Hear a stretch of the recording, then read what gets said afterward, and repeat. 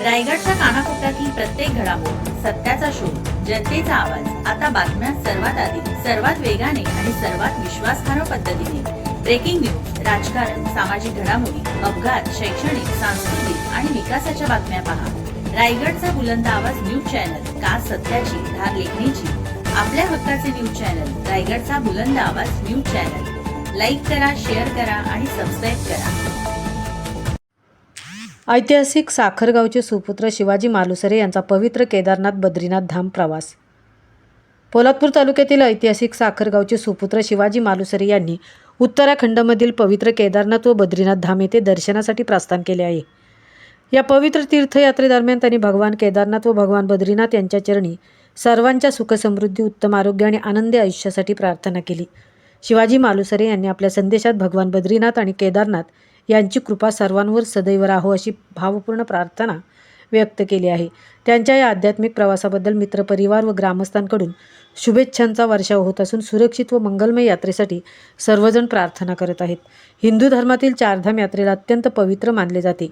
हिमालयाच्या कुशीत वसलेले केदारनाथ हे भगवान शंकराचे ज्योतिर्लिंग असून बद्रीनाथ हे भगवान विष्णूंचे प्रमुख धाम आहे. दरवर्षी लाखो भाविक या पवित्र स्थळांना भेट देऊन आध्यात्मिक समाधान प्राप्त करतात. शिवाजी मालुसरे यांचा हा श्रद्धा, भक्ती आणि अध्यात्माचा प्रवास अनेकांसाठी प्रेरणादायी ठरत असून त्यांच्या केदारनाथ बद्रीनाथ यात्रेसाठी सर्व स्तरातून शुभेच्छा व्यक्त केल्या जात आहेत. रायगडच्या बुलंद आवाजसाठी सीताराम कळंबे, पोलादपूर. सर्व मित्रपरिवार गेली 6 ते 7 दिवसाचा प्रवास करत भगवान श्री केदारेश्वरांचे दर्शन घेत या ठिकाणी आज बद्री विशाल भगवान यांच्या दर्शनासाठी या ठिकाणी पोहोचलो. या ठिकाणी दर्शन केल्याच्या नंतरचा जे मनाला समाधान आहे ते शब्दामध्ये सुद्धा या ठिकाणी सांगता येणार नाही. कारण या ठिकाणी माझा येण्याचा जो योग आहे हा पहिल्यांदा आला. आमचा हा मित्रपरिवार गेल्या 4-5 वर्षापूर्वी या ठिकाणी येऊन गेल्याच्या नंतर त्यांनी सांगितलेल्या या ठिकाणच्या ज्या गोष्टी सांगितल्या किंवा हा निसर्ग सांगितला किंवा भगवान शंकरांचं जे व्यापक स्वरूप या ठिकाणी सांगण्यात आलं ते आज या ठिकाणी प्रत्यक्ष मला अनुभवायला मिळालं.